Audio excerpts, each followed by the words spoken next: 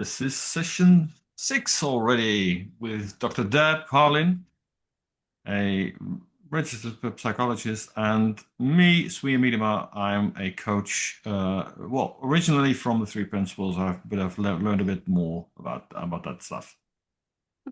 Uh, We're talking about resilience, human resilience. I'm convinced we have it inbuilt, and I think Deb is, as well. But we teach ourselves not to touch it, which is really a shame. We teach ourselves what? Not to touch it, not to use it. That same resilience Where were you brought up? in the Netherlands. As an American, you are brought up to know that you're resilient.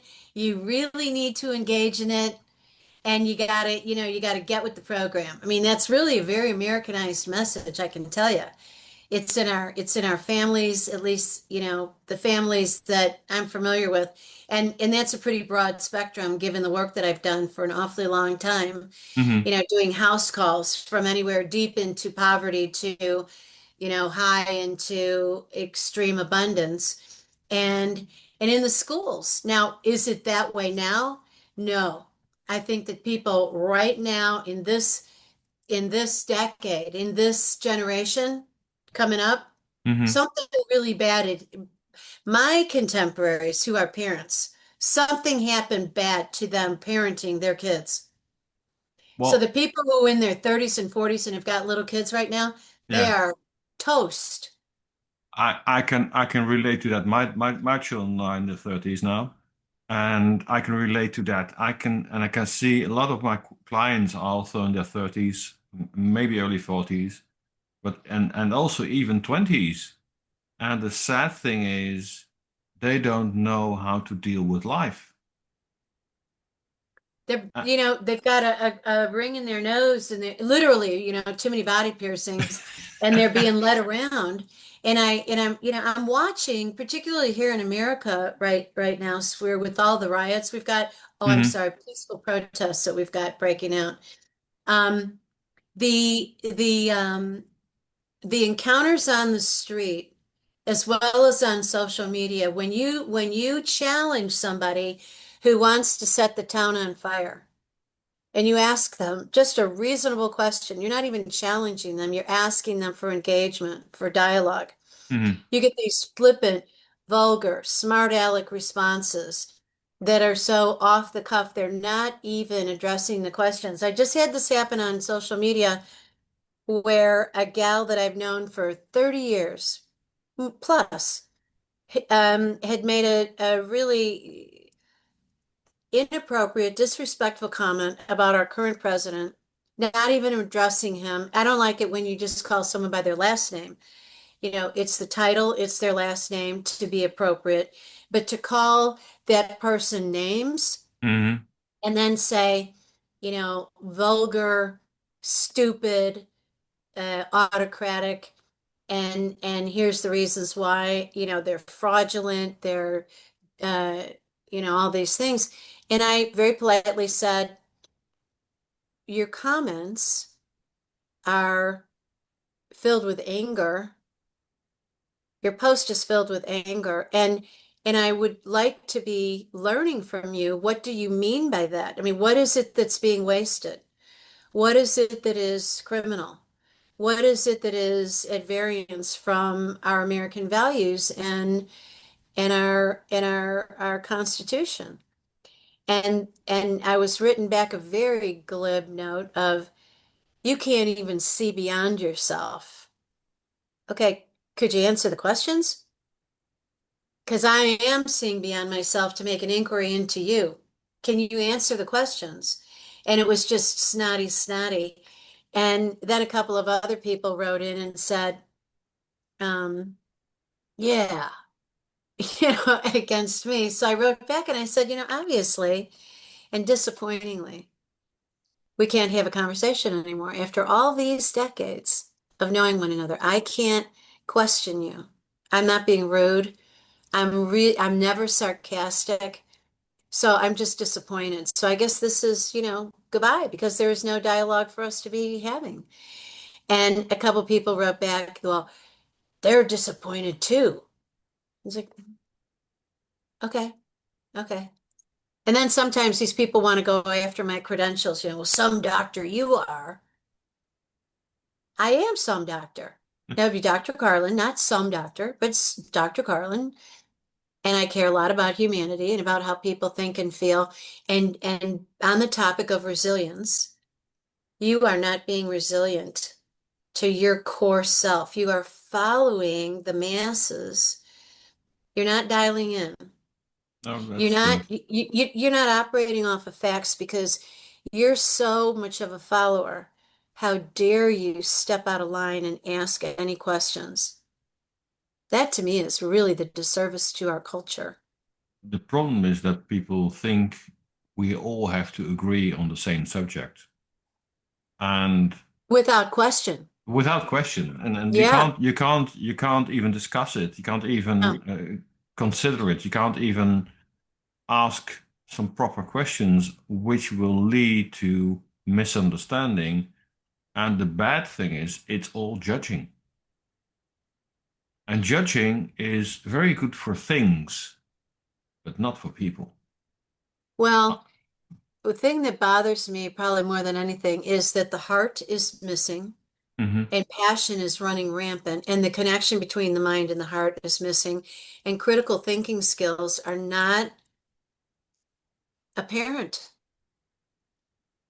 Yeah, and the problem is that this is all mainly caused by the fact that we think we are in uh, a distressing situation, which might be even threatening our lives. Because our brain has only one goal, is to keep you alive and keep you as safe as possible. And as Hmm. soon as something does feel awry and doesn't feel okay, people start to resent that and fight against that and well, do all kinds of stuff to try to prevent that, to come back into that feeling that I'm okay. And That, you know what, that's a really beautiful point that you're making, Swear. And what I would like for people in our audience to think about are what are the ways around the world that we can get people back into the investment of peace of mind? Stop walking around in the streets. I saw on social media this morning, you know, military or police, law enforcement of some sort lined up, and it was a video, very short. And this woman walks up and she's dressed in, like war gear as a pedestrian. And she's got a stick. It looks like it's a stick you would use to play on a drum. It's long and it's heavy. I mean, mhm, it's the bigger than the size of your index finger yeah, in terms of circumference. And she's talking to this law enforcement person and she's, poking it, poking it, poking. Didn't dare touch him, but poking it. And I thought, I would like for you to get back to your inner core where you've got the sensibility to allow your own resilience. And here's a different brand of resilience. It is about going within consciously and saying, what am I doing? What yeah, is it that I'm doing? And then resilience can blossom from there. I mean, what's blossoming is such anger and such sarcasm. And I think that people can't handle the cognitive dissonance of, the left and the right arguing. And so they just go with where their friends are leading them. And yeah, rah, rah, we're all on this bandwagon. Well, wait a second, where are you going?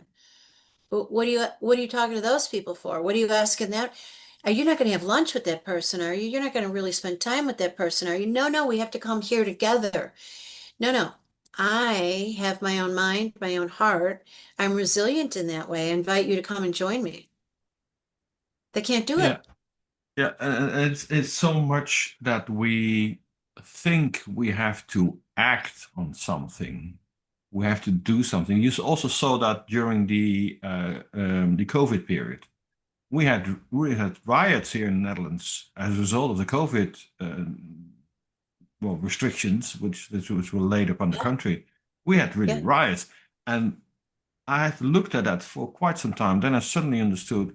This is a way of trying to cope with the distress they are feeling. They are feeling distress about the situation. They can't do anything about it. They feel powerless. They feel anxious. They feel angry. There's a whole lot of, and the sad thing about that is we are working ourselves up to act on it while there is really no need. Because if you don't do anything, nothing will change also. And now when you're trying to act and you're going to fight or to smash something or whatever you're doing, then something is or someone is getting hurt. And you don't want that. No, 100%. Absolutely. So what I try to do, and I've last year I've had quite a few clients with anger management, anger problems. They Yeah. they build up their anger. I think I told you already Yeah. in an earlier session. And I said you can feel it build up. It builds up in you. It never explodes like that. An anger burst out. It never explodes like that. It's always there's a first irritation, then there's a second irritation, and there's a third irritation, maybe a fourth. I don't know. Depends on your resilience. And and at some stage you decide now is enough, and now I'm going to act on it, and then you're in trouble, or you get in trouble. So what I tell people is, you can notice this. You can notice that you get a feeling which is less than neutral. As soon as you notice that, you know you have a thought which isn't going to help you. It's not going to help you. It's going to distress you. It's going to make things worse. So don't pay attention to those thoughts. Because our basic survival system is about fear and fight, fly and fight, fear and fight, fawn and fight. It is about taking action on the situation and trying to get it under control. But you can't get the life under control. Life happens. Period. So, a couple things that run through my mind. Aptly put that anger builds, and then it's not even anything that you're aware of. It's just like everything irritates you. It's like Yeah. everything is sandpaper and sticks pointing at you. The other part of it is that when when people get angry, they often will say, I have no idea where this comes from. Well, that's because you haven't allowed yourself to sit in the quiet and allow, because it scares you. The Yeah. stuff that angers you is initially scary. And so you're dealing with fear, and you don't want anybody to know that you have fear. So you become the bigger, tougher guy, right? Yeah. And it never works. And really and truly, and I mentioned this in one of our previous conversations, you don't have interior freedom. Yeah. True. Interior freedom is all here and here in our head, in our heart, in our gut. And interior freedom comes with a cleansing. In order to have interior freedom, you have to have the clarity to know the difference between your thoughts and your feelings and your intuitive sense, and then the trust in yourself to allow them. Only for a moment, only for a Hmm. nanosecond if they're harmful. And then you've learned the skill of brain control, mind control, thinking control, and you come to understand that physiological reality of, oh, if I'm thinking ugly, oh my gosh, my blood pressure is going up, my heart rate Yeah. is There you increasing, my go. stomach is hurting. Yes, mind body awareness and then mind body control, it's all achievable, all achievable. Yes, and you cannot not feel it. That's It's right. it's impossible not to feel it. And Right. the silly thing about anger, for instance, it has served you in the past. That's That's why right. it comes back. It has served you in the past. At some stage in your life, maybe in your youth, it helped you through a dire situation. For Whatever. some, yeah, could be anything. But now you have to learn, wait a minute, now I'm with this woman and I'm living with her, and sometimes I get these bouts of anger, and she hates it, and I have to do something about it, otherwise I might lose her. Right. And and the only thing you have to do is notice your feelings. Notice your feelings. As soon as it gets less than neutral, you know you're on the wrong path. And Yeah. then try to divert your attention to something else. Yeah. That's the most practical way to do it. I remember as a little girl being out to lunch with my mother and her closest friend and that daughter, and we were probably about 6 or 7 at the time. Hmm. And we're at this really nice restaurant, and they had a little set of choo-choo trains that each of the kids could get into, and it would, sort of travel around the property a little bit. And we had done that, and we were going to go sit down at lunch. Well, there was a little boy there, and he was trying to tell his mother that he wanted to go on the train now. And she said no. And so he laid down on the floor, and he started screaming and flailing his arms and his legs and just going ballistic. And the mother, came over and made over him and coddled him, and oh honey, honey, please don't do that. Oh honey, honey, I'll give you anything. Get up, come on. No, no, we'll go on the choo-choo train. And before she did that, I looked over at my mother and I thought, well, I want to get on the train. And my mother read my mind and read my body language and knew me. And she said, let me be clear. Don't even begin to go there. And I thought, holy bejeez, how does she know? And of course, because of that iron curtain, I didn't Excellent. know that. Wonderful. And then the mother, of course, got the kid, and, they were ridiculous. Yeah. But my We point we had about that. yeah, we had something similar with my daughter. Well, the point My about that is Yeah. that people teach their children things in childhood which they think are going to give them an edge in the relationship. It's going to make them close.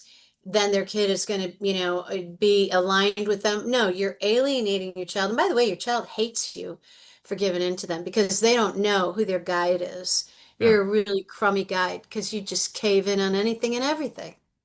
absolutely. Then they're that same person who does that with their grown relationships. Nobody likes that person, right? No, So then absolutely. they do it in private, and they're the abusive spouse or mate of some sort, Hmm. or Yeah. bad employee. Yeah, absolutely. And it Yeah. happens all the time. And that's the major issue with, well, the people who are now getting adults, or uh, uh, the developed adults, so the 30s, they have never had most of them haven't had a restriction in their youth. They Well, haven't at been. least a percentage. I don't know that it's Yeah, not most all of them. all of them, Yeah, but some percentage of our world has not had parents who appropriately parent and train their children, and etiquette seems to have flown out the window. yeah, that's true. Yeah, that's true. And it's sad because the problem with that is we don't know how to behave anymore versus other people. Yeah, it's pathetic, really. Yeah. And we have had several of those issues in the past with our children, and quite a few of them I can remember very well. So the point for us is to help people right now who are in our audience think about the ways in which if they're feeling, hogtied because they have got these situations and they don't know what to do. Maybe their kids are little, maybe they're adolescents, maybe they're grown. It is never too late for you to find your resilience, find your inner strength, and believe in it, because everything that you need in this life is right here under your sternum, in your heart, in your gut with it as an intuitive guide, and in that good brain of yours, if you will allow it. And also if you will obey certain laws of the universe. Don't intoxicate your mind or your stomach Absolutely. or your heart. Bad relationships are toxic to your heart. But if you will eat healthy and not feel the need to inebriate yourself because you want to get escaped from whatever the challenges are, but believe. And it's so funny. I have people say to me, why are you always correcting what I'm saying? Because you need editing. Because when you say, I can't do that, or it'll never work for me, then, your mind hears what you say and believes it because your mind doesn't think you'd ever lie to it. So you are conscious about that.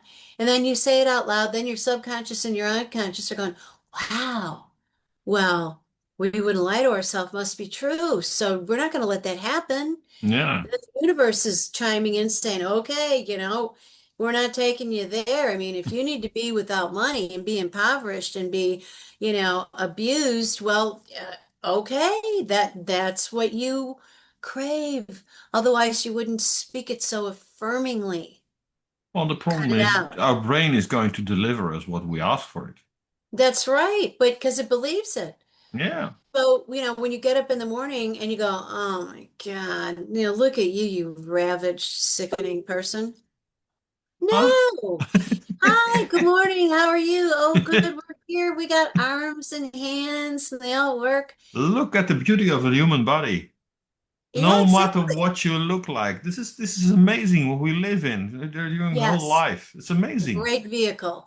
Yeah. Absolutely. That's right. That's And, right. and we get that for 70, 80 years, maybe even more. It's Yeah, amazing. yeah. Yeah, yeah. Look at people like Dick Van Dyke here in the United States, of the Dick Van Dyke Show, who was in the Mary Poppins movie and a whole bunch of movies. And he's this tall, lanky guy, and he's a dancer and a comedian and an actor.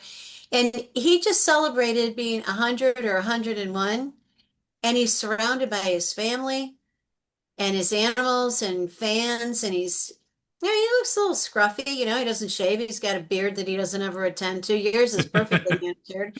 But you know what? He's a happy gentleman, and he is just going about the way that he's always gone about. And he's also Gets up and he Dutch. still dances and does what he does. And when I'm dealing with my patients, I remind them the simplest things in life are the curatives.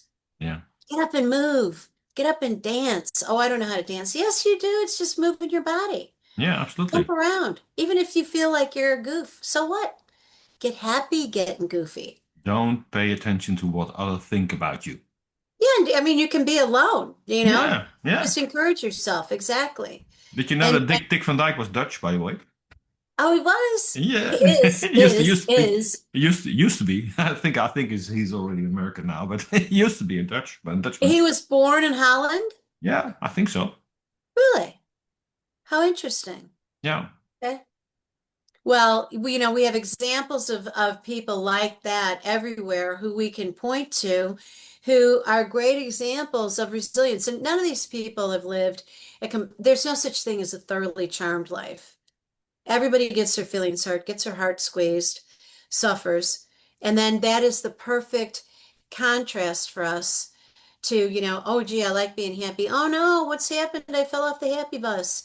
Well, okay, would you like to get back there?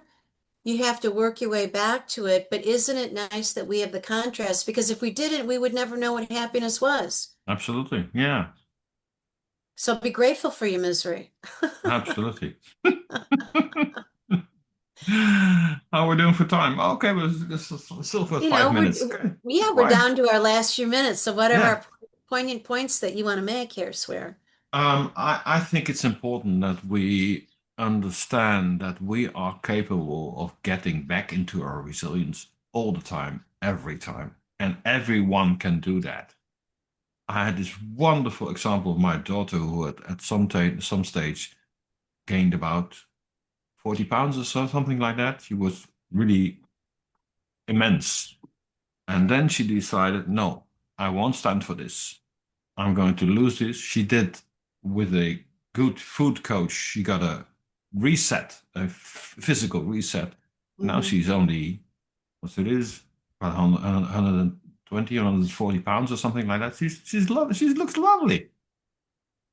And it's so amazing that she did it just by character and just by choosing to live She in a set her different. mind to it Yeah, it's a and had choice. the resilience to follow through. Yeah, yeah. The sentence I always use in it is consciousness creates choice. Mm, And it's so important that we see that when we are conscious of what's going on, we get a choice. mm-hmm. And that's so important that we do that. That we Absolutely. keep on being conscious of what we're doing, keep on being conscious of what we experience. Mm-hmm. And we got a fail-safe system. Yeah. Beautiful, isn't it? Your feeling will always tell you what's going on. Mm-hmm. It's infallible. It's really Mm-hmm. infallible.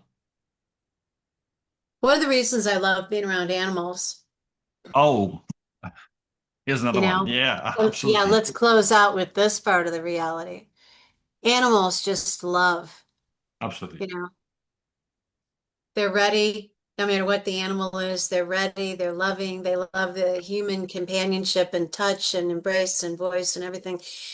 I love being around all the animals. And, my baby, Lady Hazel, my doodle, is just marvelous. I wake up in the morning and she's laying on the floor. I reach down and start petting her and talking to her, and that little tail starts going. Yeah, this is adorable. Yeah, I know And that. it's fun. Then you get up and you just lead with that. Yeah, So, ladies and gentlemen, wag your tail first thing in the morning. absolutely. And enjoy life. It's so much Enjoy fun. life. That's right. And we'll see you in a week. Okay, wonderful. Thank you Okay. very much, Deb. Yeah, thank you very much, Swear. Peace out. Okay.